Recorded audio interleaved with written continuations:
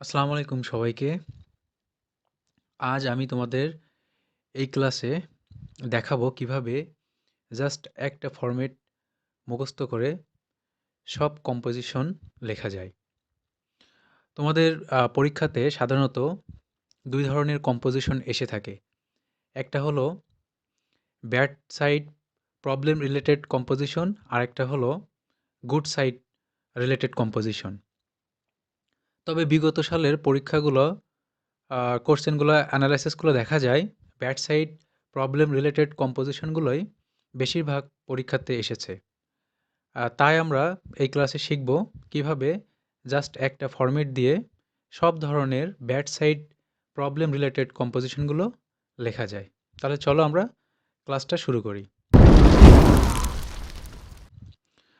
আচ্ছা, দেখো এখানে ব্যাড সাইড প্রবলেম রিলেটেড কম্পোজিশনের অনেকগুলো টপিক এখানে দেওয়া আছে। যেমন দেওয়া আছে, দেখো, drug addiction, population problem, unemployment problem, environment pollution, water pollution, road accident, natural disaster, তারপর দেখো climate change, food adulteration, child labour, global warming, dowry system, green house effect, illiteracy, এবং সবশেষে দেখো দেওয়া আছে করোনা ভাইরাস। টোটাল এখানে 50টা কম্পোজিশনের topic দেওয়া আছে। এই 50টা কম্পোজিশন ছাড়াও এই রিলেটেড, অর্থাৎ এই ব্যাড সাইড প্রবলেম রিলেটেড যে সমস্ত টপিকগুলো আছে, এই সব ধরনের কম্পোজিশনগুলোই তোমরা জাস্ট এই যে নিচেই একটা ফরম্যাট দেখাই দিয়েছি, ওই একটা ফরম্যাট দিয়েই ইনশাল্লাহ তোমরা লিখে আসতে পারবা।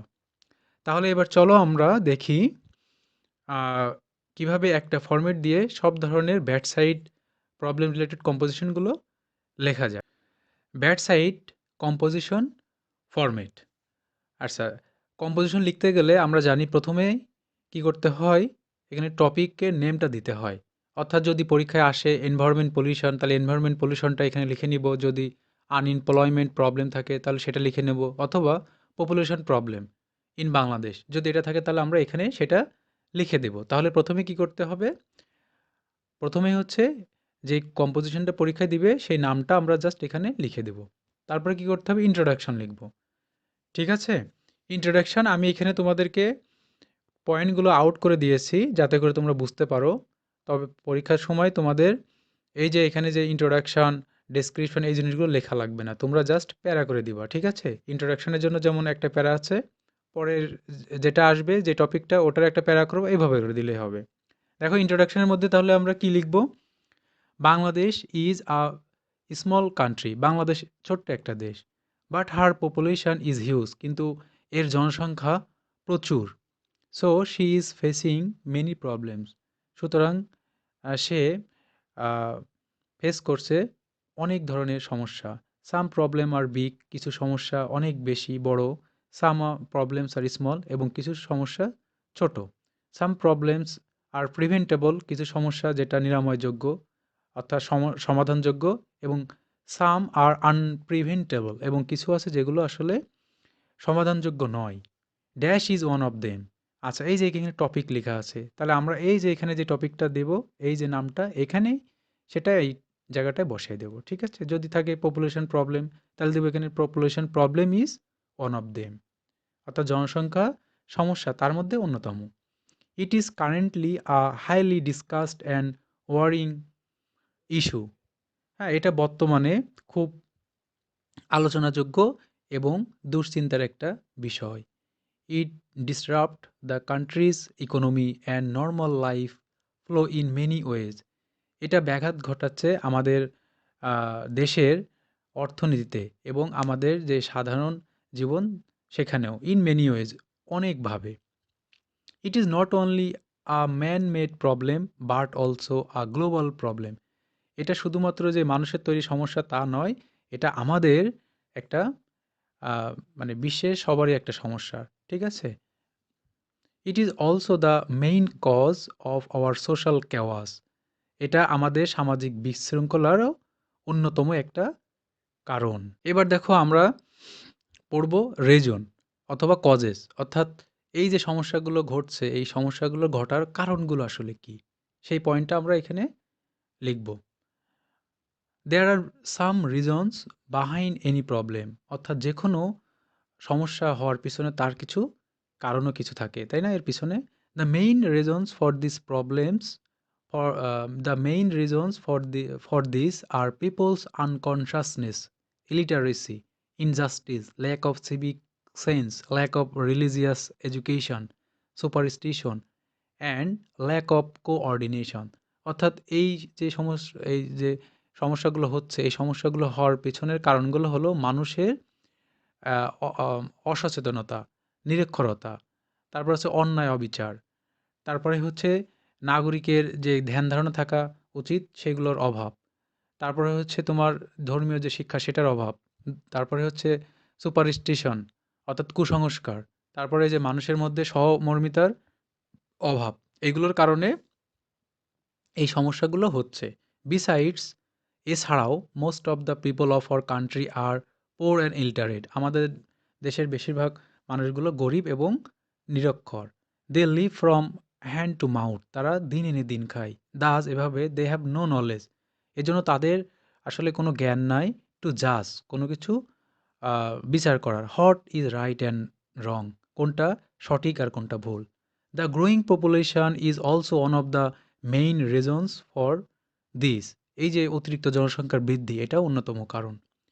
দেয়ার is no denying that our food, shelter, clothing, employment etcetera are far less than our growing population, অর্থাৎ আমাদের যেভাবে জনসংখ্যা বৃদ্ধি পাচ্ছে সেই তুলনায় এই যে খাদ্য, বাসস্থান, পোশাক, তারপরে হচ্ছে তোমার এমপ্লয়মেন্ট, এইগুলো আসলে অনেক কম।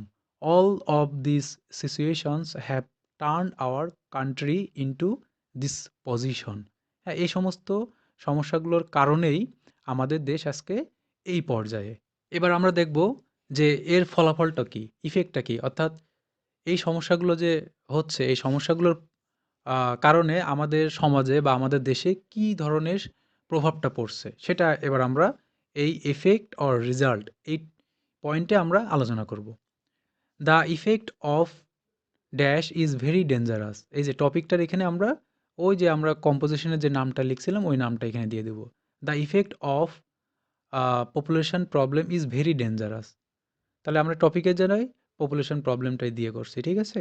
তাহলে পপুলেশন প্রবলেম অর্থাৎ জনসংখ্যার সমস্যার, হ্যাঁ, এটার যে প্রভাব এটা খুবই ডেঞ্জারাস, অর্থাৎ খুবই বিপজ্জনক। ইট হ্যাম্পার্স আওয়ার রেগুলার অ্যাক্টিভিটিস, এটা আমাদের দৈনন্দিনে যে কাজ আছে সেটার কি করছে, ব্যাঘাত ঘটাচ্ছে। Robert G Ingersoll said, in nature there are neither rewards nor punishment, অর্থাৎ প্রকৃতিতে না আছে পুরস্কার, না আছে কোনো শাস্তি। দেয়ার কনসিকুয়েন্সেস, কিন্তু এর কি আছে, একটা পরিণতি আছে। অর্থাৎ আমরা প্রকৃতিতে যদি তাদেরকে খারাপভাবে ইউজ করি তাহলে প্রকৃতিও কিন্তু আমাদেরকে শাস্তি দেয়, আর যদি ভালোভাবে ইউজ করি তাহলে তার থেকে কিন্তু আমরা ভালো ফলাফল পাই। That is as you sow you reap, হ্যাঁ, এটা হলো যে যেমন কর্ম ঠিক তেমন ফল। The negative consequences of its beggar description, যদি এর ফলাফল বা পরিণতি যদি কী হয়, খারাপ হয়, তাহলে কিন্তু সেটা কী করা খুব কঠিন, সেটা বর্ণনা করা কিন্তু খুব কঠিন। It drives people towards poverty and mental anguish, এটা নিয়ে যায় মানুষকে কিসের দিকে, দারিদ্র তা এবং মানসিক যে অশান্তি, যন্ত্রণা সেই দিকে।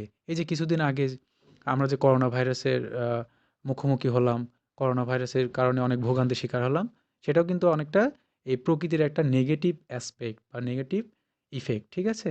ইট hinders the overall economic development of the country, হ্যাঁ, এটা ব্যাঘাত ঘটায় আমাদের সামগ্রিক যে অর্থনৈতিক উন্নতি সেটার।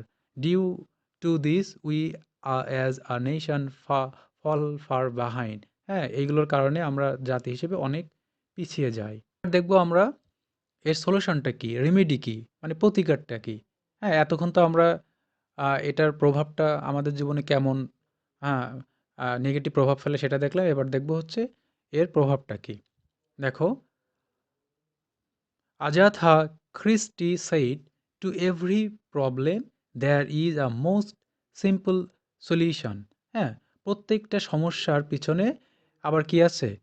একটা সাধারণ একটা সমাধানও কিন্তু আছে। হ্যাঁ, যখন আমরা কোনো ব্যক্তির বা কোনো কিছু লাইন আমরা কোট করব তখন কিন্তু অবশ্যই এই যে কোটেশন মার্কটা দিয়ে দিব। ঠিক আছে? আর কোটেশন দিলে কিন্তু অবশ্যই পরীক্ষায় ভালো মার্কস পাওয়া যায়। Proper planning, regular supervision, affordable living and awareness are very important in this case. তাহলে এই যে যথাযথ প্ল্যানিং, রেগুলার যে সুপারভিশন আছে, তারপরে হচ্ছে লিভিং অ্যাফোর্ডেবল, তারপরে সচেতনতা, এগুলো কিন্তু অন্যতম গুরুত্বপূর্ণ বিষয় এই সমস্যা থেকে সমাধান হওয়ার। উই মাস্ট রিমেম্বার, আমরা অবশ্যই মনে রাখবো, that it is our moral duty, এটা আমাদের নৈতিক দায়িত্ব, to ensure a save and beautiful homeland for future generation. হ্যাঁ, নিরাপদ এবং সুন্দর জায়গা তৈরি করে দেওয়া ভবিষ্যৎ প্রজন্মের জন্য। The implementation of the law must be ensured if necessary. হ্যাঁ, আমাদের এই লগুলো অবশ্যই সেটা কী করে যথাযথ সেটা প্রয়োগটা দেখাতে হবে। হাউএভার, এছাড়াও raising awareness is more important than law enforcement. হ্যাঁ, আমাদের এই যে নিয়ম যে আইনগুলো আছে সেগুলোর থেকে সবচেয়ে বেশি ইম্পর্টেন্ট বিষয়টা হলো যে মানুষের মধ্যে সচেতনতা তৈরি করা, অর্থাৎ সচেতনতা বাড়ানোটা। Mass media such as radio, television and newspapers can play an important role in this regard. হ্যাঁ, এই যে মিডিয়াগুলো, ম্যাস মিডিয়াগুলো, তারা কি করতে পারে? তারা হচ্ছে বিশেষ করে রেডিও, টেলিভিশন, নিউজ পেপার, এগুলো গুরুত্বপূর্ণ ভূমিকা পালন করে এই সমস্যা থেকে সমাধানের জন্য। The government should also take measures to check it. গভর্নমেন্টের উচিত কি করা? এটার জন্য যথাযথ ব্যবস্থা গ্রহণ করা। লাস্ট যে বিষয়টা আছে সেটা হলো কনক্লুশন, অর্থাৎ উপসংহার। শেষের কথায় আমরা কি দেবো? এখানে কি ব্যবহার করবো? এখানে তোমার জাস্ট মতামতটা তোমরা ব্যবহার করা, যার যার মতামত। ঠিক আছে?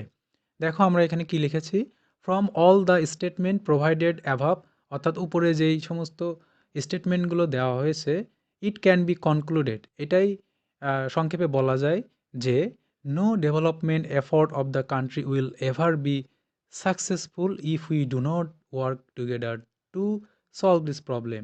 হ্যাঁ, কোনো উন্নতি সম্ভব না যদি আমরা এক হয়ে এই সমস্যাটা সমাধান করার চেষ্টা না করি অথবা কাজ না করি। দেয়ারফর, এছাড়াও we should all come forward to solve it, আমাদের সকলের উচিত এই সমস্যার সমাধানের জন্য এগিয়ে আসা। Besides, all of us irrespective caste, creed, colour, religion and age should launch a massive campaign against this problem. হ্যাঁ, এই যে সকল জাতি, ধর্ম, বর্ণ নির্বিশেষে সকলকেই আমাদের কি করতে হবে? ক্যাম্পেইন করতে হবে এটার বিরুদ্ধে। ঠিক আছে? এই সমস্যার বিরুদ্ধে। If we want to survive in this society, আমরা যদি এই সমাজে বেঁচে থাকতে চাই, we should solve this problem, আমাদেরকে অবশ্যই এই সমস্যার সমাধান করতে হবে উইথিন আ শর্ট টাইম, খুব অল্প সময়ের মধ্যেই।